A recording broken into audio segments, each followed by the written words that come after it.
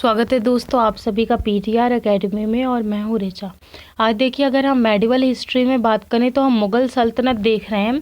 मुग़ल सल्तनत में ये कहिए आपकी लास्ट राजा के बारे में, क्योंकि अगर इनके बाद तो कुछ राजा तो आते हैं, खैर ये लास्ट राजा नहीं होते हैं मुग़ल सल्तनत के, लेकिन इनके बाद मुग़ल सल्तनत कमज़ोर होनी स्टार्ट हो जाती है। और देखेंगे कि इन्हीं की कुछ गलतियों के कारण ही जो मुग़ल सल्तनत है वो कमज़ोर होनी चालू होती है। तो चलिए देख लेते हैं।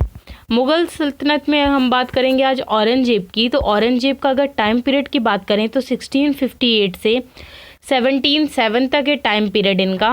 ये पहले हम पृष्ठभूमि देख लेते हैं। तो इनका जो जन्म है वो 1618 में उज्जैन के पास एक दोहद नामक स्थान पर हुआ था। तो औरंगज़ेब का अगर जन्म देखा जाए तो उज्जैन के पास दोहद नामक स्थान पर हुआ था। और इनका राज्याभिषेक जो है वो 2 बार हुआ था। यानी राज्याभिषेक क्या होता है, क्या कोई पर्सन है जब राजा बनाया जाता है तो उसका राज्याभिषेक किया जाता है, तो 2 बार हुआ। प्रथम राज्याभिषेक इनका 21 जुलाई 1658 में धर्मत व सामूगढ़ युद्ध के बाद हुआ था। और दूसरा राज्याभिषेक इनका जून 1659 खानवा व देवराई के युद्ध के बाद हुआ था। तो इनके स्टार्टिंग के कुछ कार्य देख लेते हैं जो इन्होंने किया।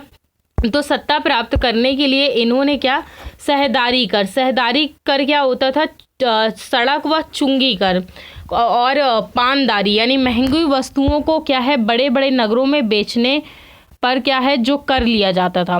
तो पानदारी और सहदारी कर को इन्होंने क्या कर दिया, समाप्त कर दिया।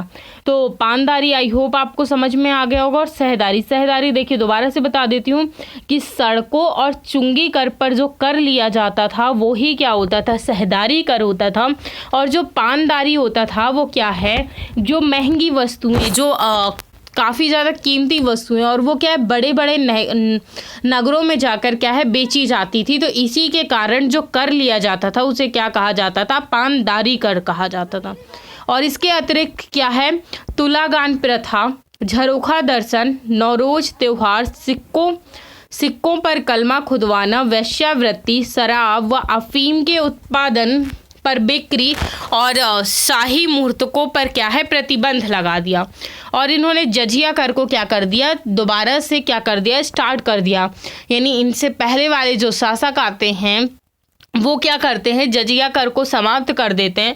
तो दोबारा से ये क्या कर देते हैं, जजिया कर को प्रारंभ कर देता है। तो ये स्टार्टिंग के इसके कुछ कार्य थे जो क्या है औरंगज़ेब किया उसने। और औरंगज़ेब की अगर हम बात करें तो ये क्या था, काफ़ी क्रूर शासक था। ये मतलब काफ़ी जो पोलाइटनेस होती है ना वो नहीं थी इसमें, और काफ़ी ज़्यादा धर्म टाइप भी था। तो अब इसकी कुछ राजनीतिक स्थितियां देख लेते हैं। तो उत्तर पूर्व की स्थिति देखेंगे तो उत्तर पूर्व यानी अहोमो एक क्या है, जनजाति है जो ऊपरी वर्मा के क्या थे, निवासी थे और मंगोल जाति से क्या थे, संबंधित थे।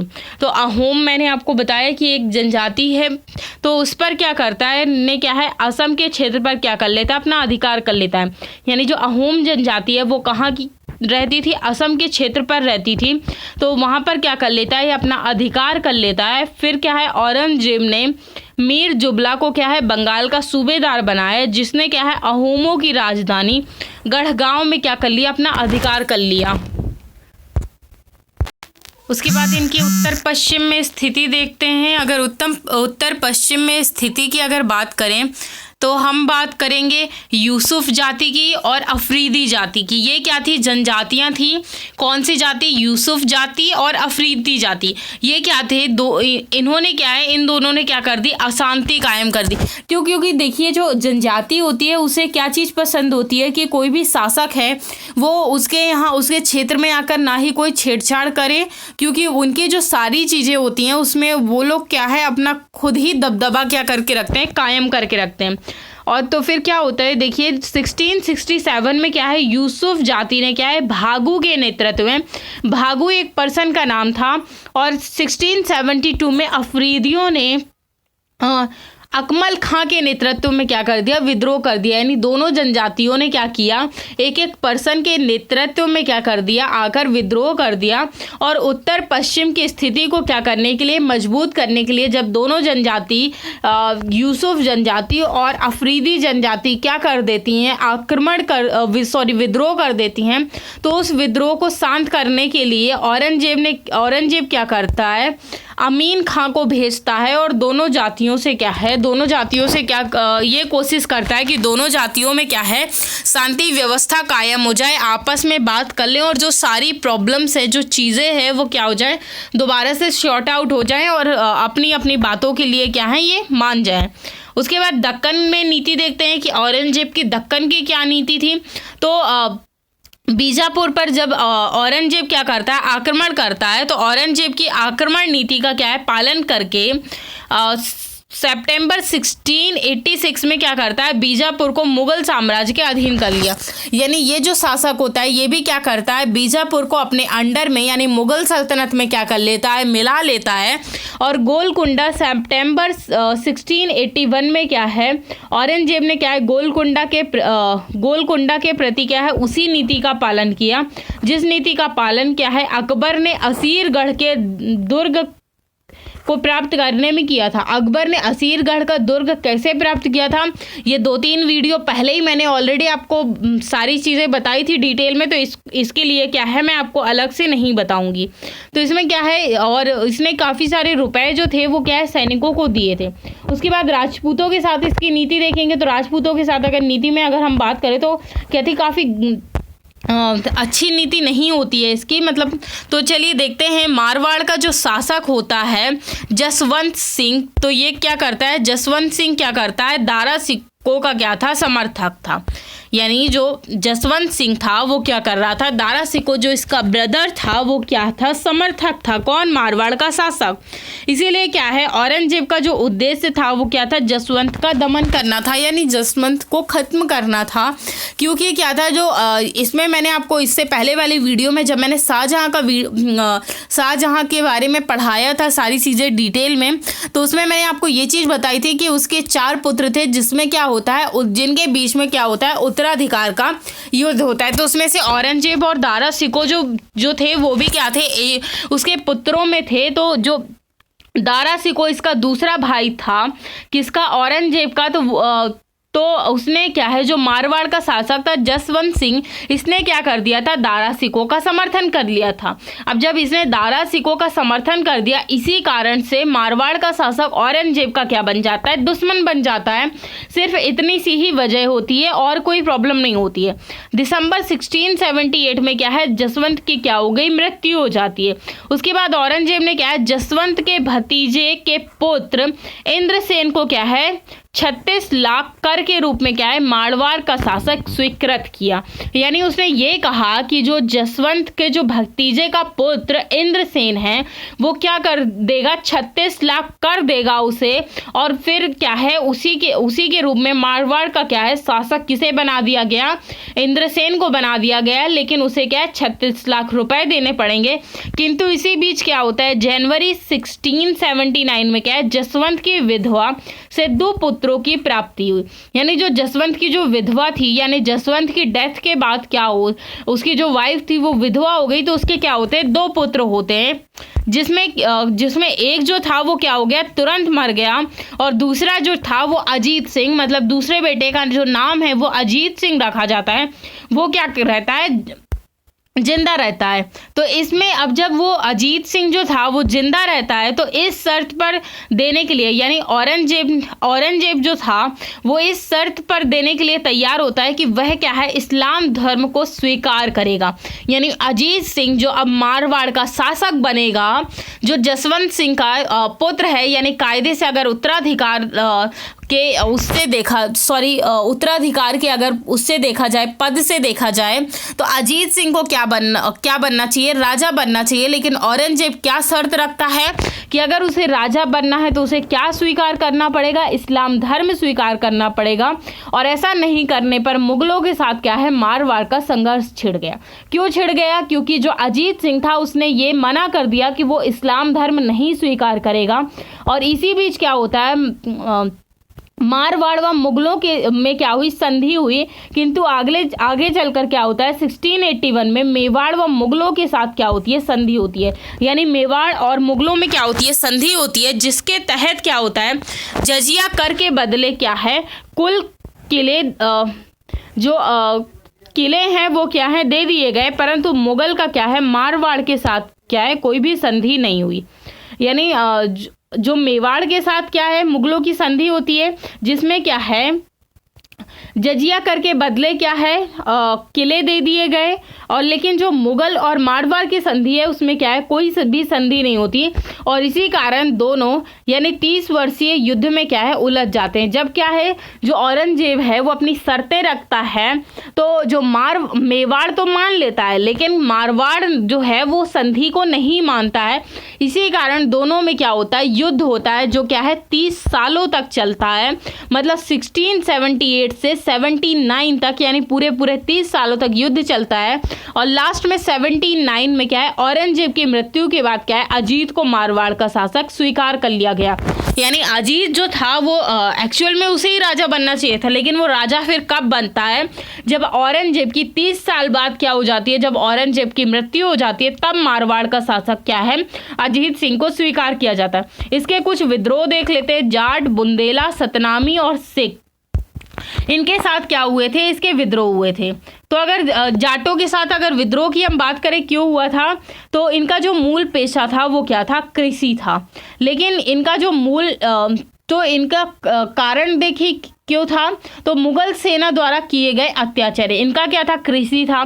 तो अब क्या है कि जैसे कृषि में क्या है, टैक्सेस लिए जाते हैं, औरंगजेब ने कुछ और नए टैक्स इम्पोज कर दिए, तो इसी कारण क्या हुए, यानी लागू कर दिए, इसी कारण क्या हुए कि मुगल सेना को जब भेजा गया तो मुगल सेना ने क्या किए, अत्याचार किए।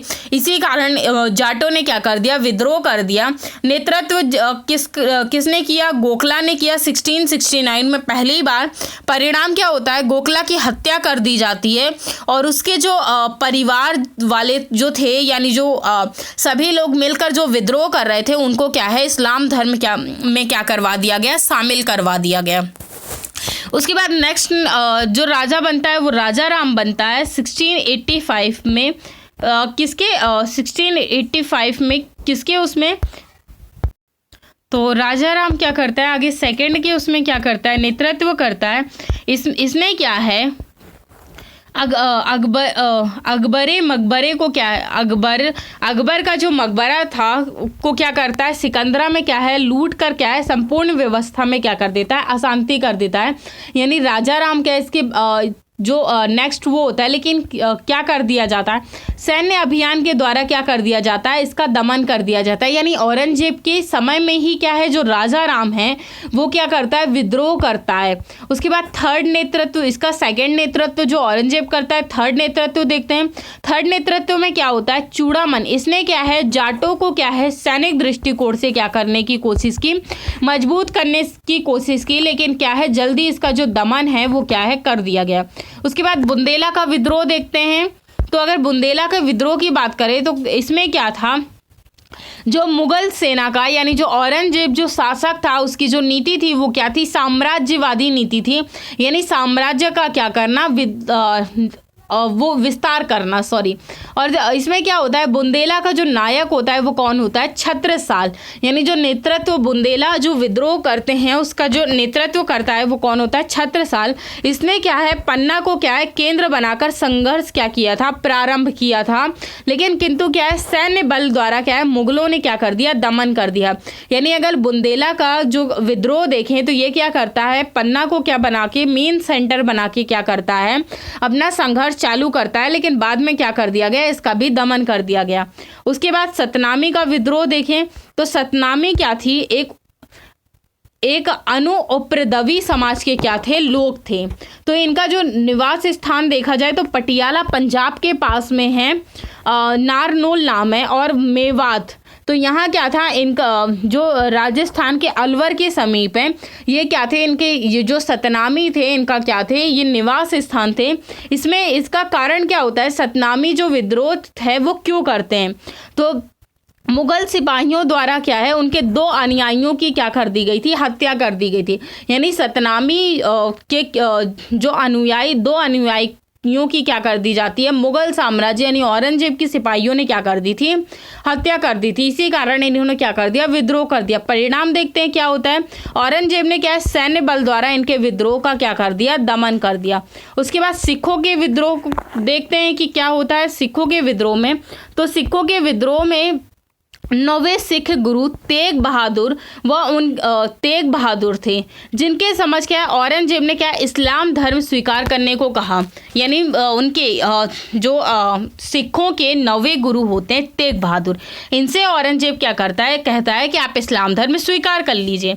तो ये जो तेग बहादुर थे वो क्या कर देते हैं, मना कर देते हैं। तो मना करने पर क्या है, 1675 में क्या है, तेग बहादुर की क्या कर दी गई, हत्या कर दी गई। इसीलिए सिखों में कहा गया कि सिख गुरु ने अपना सिर दिया पर सार नहीं। मतलब उन्होंने क्या है, अपना सिर तो दे दिया, लेकिन उन्होंने अपना अस्तित्व, तो अपना वजूद और जो अपना धर्म था उसे क्या है, बचाए रखा, वो नहीं दिया।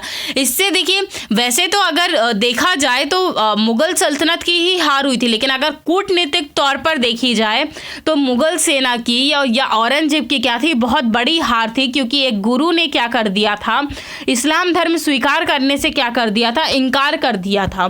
तो इसीलिए ये लाइन कहा गई थी। उसके बाद क्या होती है, 1607 में क्या हो जाती है, औरंगजेब की मृत्यु हो जाती है। और उसके बाद जो इसके बाद भी कुछ शासक बनते हैं जो इतने इम्पॉर्टेंट नहीं, और कुछ जो इम्पॉर्टेंट थे तो ऑलरेडी मैंने उन्हें क्या है, मॉडर्न हिस्ट्री में क्या कर दिया था, कवर कर दिया है। तो इसमें मैं दोबारा से सेपरेट लेक्चर नहीं लेकर आऊँगी इनके राजाओं पे। उसके बाद कुछ हम प्रशासनिक, सामाजिक और राजनीतिक स्थिति देखेंगे, वो नेक्स्ट वीडियो में देखेंगे। इस वीडियो में हम सिर्फ औरंगजेब की स्टोरी देखकर क्या करते हैं, यहीं ख़त्म करते हैं। और मैं भी शायद पिछले वीडियो में जो शाहजहां वाले वीडियो की PDF थी वो मैं एक बार चेक कर लूँगी, शायद मैंने आपको नहीं दी है। तो अगर नहीं दी होगी तो मैं इसी वीडियो में क्या करके मर्ज करके आपको क्या करवा दूँगी, प्रोवाइड करवा दूँगी। तो चलिए आपसे नेक्स्ट वीडियो में मिलते हैं, तब तक के लिए थैंक्स।